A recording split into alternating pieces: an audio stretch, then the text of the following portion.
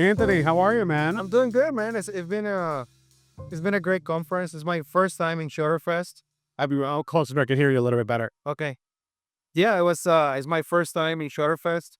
Very busy, but It's your first time too? yeah, my first time here. What do you think? I like the vibe, you know. I like the perhaps the unity.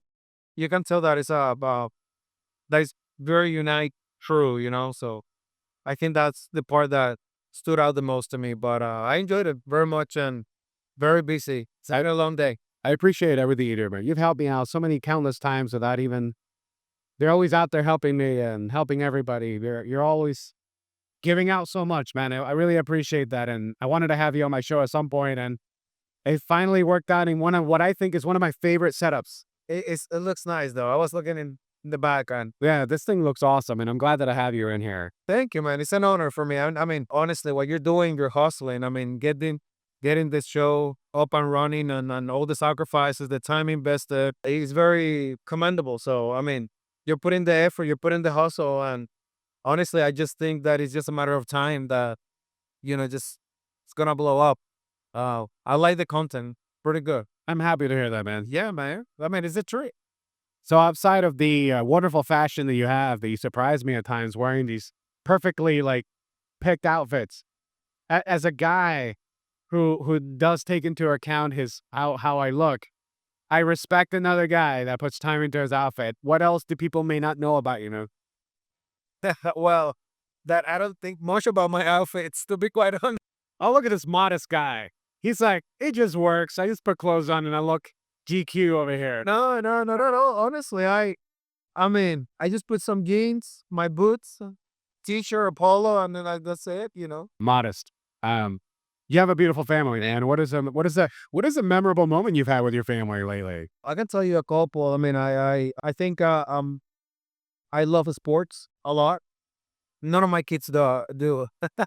None of my kids do love sports, but they're all artists, and that to me is a great memory alone. I would say that lately, I love to listen to my 7-year-old son singing his heart out in the shower. I literally have many videos of that. It's hilarious. He loves music and singing. My middle daughter is a painter. There's paint everywhere in my house, literally everywhere. She paints and she loves art as well. And my oldest, she's a photographer. So I'm very fortunate. My kids, they all go to to an art school in Central Florida. So they take the regular classes and whatever, but they also take arts and theater and music and. But when you get to middle school, you get to declare your major. And my daughter, my oldest, who just started in middle school, she told me to that she was choosing photography. That's cool. And that was also a very proud moment for me. And very recently, and that's where I'm getting to, is that she won an award, one of the best awards in the school. So every year they get like they do an art show, and then they pick the top four. She was the only in the photography category where she got the Purchase Award to be displayed permanently at the school. That's awesome. For a photo that she took at my studio. So What kind of photography does she like to do? I mean, a little bit of anything. I had portraits most likely, but they all enjoy photography. They grab my cameras and my spare camera, and they take photos. Watch as they're gonna get, these kids are so fast at picking up stuff. They're gonna get so much better. My son talked about taking photography for his elective. Right. He's about to start high school. Well, hold on. Anthony, he's about to be 18 years old this year, and he's going to become a senior. And then junior, he's about to enter high school, and he's picking photography. Yeah. And in my head, I'm like trying to contain the excitement because I'm like, I can show you so much stuff. But I also want to be hands off in a way to let him go on his own journey and let his teacher teach him, which, by the way, he's going to get so much. I'm donating so much gear that I don't use. I sent him an email. I have all this stuff, parabolic, light stands, all the stuff that's just collecting dust. And he's like, yeah, I'll take it. I love that. That's kind of what happened with me when my daughter told me. I wanted to contain the excitement. I was just so thrilled that she chose photography, right? And I told her, listen, honey, because you don't have to choose photography because that is a photographer. Right. I want you to do what makes you happy. But in my inside, I was so happy, feeling I was like, yeah, yeah, 100%. But I just love to see them, thrive and find their own way in this world, and know that mom and dad have their back. And that's to me the biggest reward. I've always told them the only thing I want you to be is to be a good person. I don't care about anything else. I just want you to be a good person, to be kind, empathetic, and the rest is secondary for me. So I like that. I like that. It's pretty. It's simple. Yeah, if you're nice to people, you're authentic. It life is easier now. It doesn't mean that life is going to be easy, but when you're just yourself and you're not having an ulterior motive and you're kind to people, things tend to work out, even though some things might stink at times. But yeah, it does work out. I'm still wanting to know a little bit more about you outside of photography. What else do you like to do? well, I would say that what can I say? I mean, out of the bat, I mean, besides photography, my second passion is aviation. I love planes. I love flying. So that's kind of awesome. But I'm an educator. I teach photography full time in one of the best media institutes in Orlando. So I love that part, especially when they don't know much about photography. They're just starting out, and when things click in their head and they get it, you know what I mean. And the fact to is more than an educator. I'm more like a mentor because I spend Monday to Friday with these people, that they want to better themselves and from so many different backgrounds and challenges in life. And I love to that in a way I can contribute to a better future for them, making a living in a world, doing something that they, that I enjoy, that I love, and it's exciting. It really is. It's very meaningful. It really is. I could feel it. I could feel that you have to, when you have people, when it clicks, yeah, and you see them like, that aha moment. Yes, it can be addicting. I had a slight taste of it at Peculiar, yeah, when I was teaching people and whatnot. It was actually very fulfilling. I don't know why, but maybe it's because I'm getting older and now I want to kind of pass on information and whatnot. It's definitely very, very, very, very fulfilling. Yeah, I mean, sometimes people don't understand that. Of course, absolutely, you can watch many videos on YouTube or whatever. You can learn photography in YouTube, right? Whatever. But it's not the same thing as having a mentor, having somebody who you can trust and can guide you. Because at the end of the day, it's more guidance than anything else, right? Because if they have the desire to learn and to grow, a lot of times they figure out things. But more than anything, it's just a guidance, right? A mentor who can guide you through the challenges, and that is to me my favorite part. You know what I mean? Yeah. So I get it. It's addicted. It really is. But it's because in the good sense, right? Because you know that you're doing something good for people. At least that's the way I see it. God knows that I don't do it for the money, but more for my passion about education. I've always valued education, so it's a great way for me to give back in a way. So with all the teaching and everything else that you do you do you have any passion projects? Actually, yes. There's one that I've been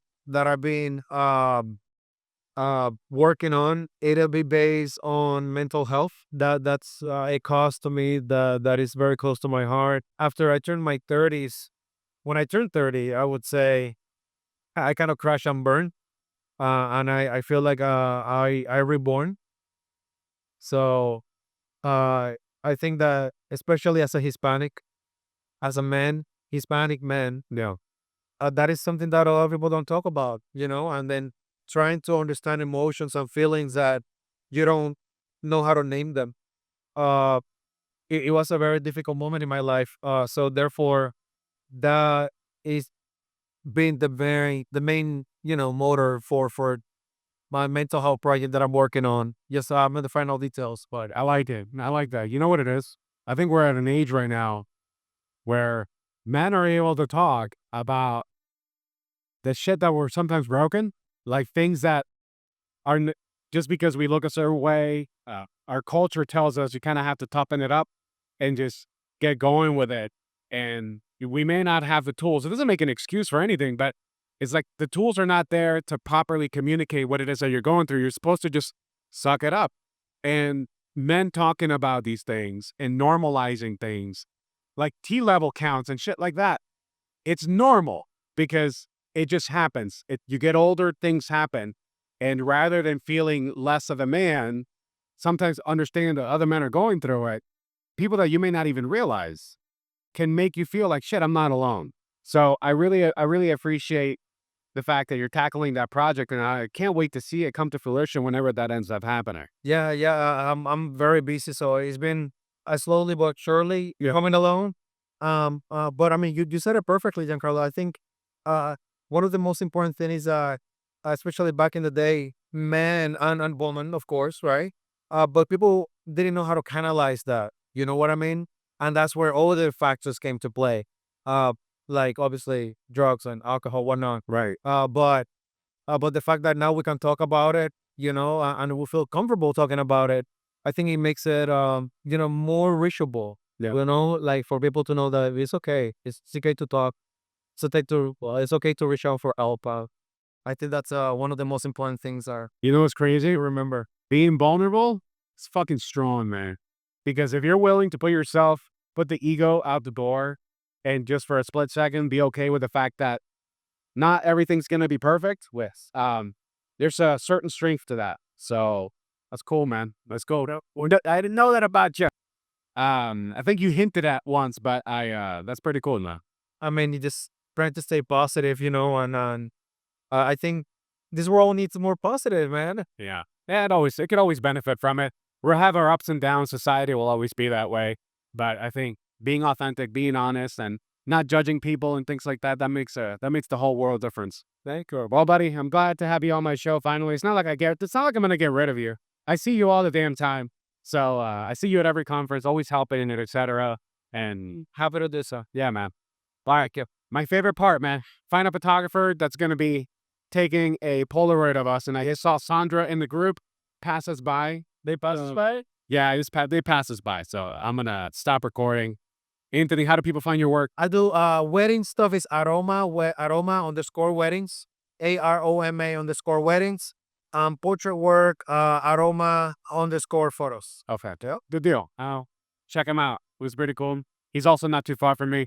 We both live in the weirdest counties in Florida. It's Polk County, Pasco County. It is almost 95% of all the stories come from one of those two counties. It's true.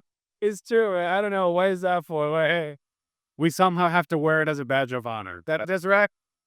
All right, man. Thank you, Giancarlo, for the opportunity. I'll see you. Bye.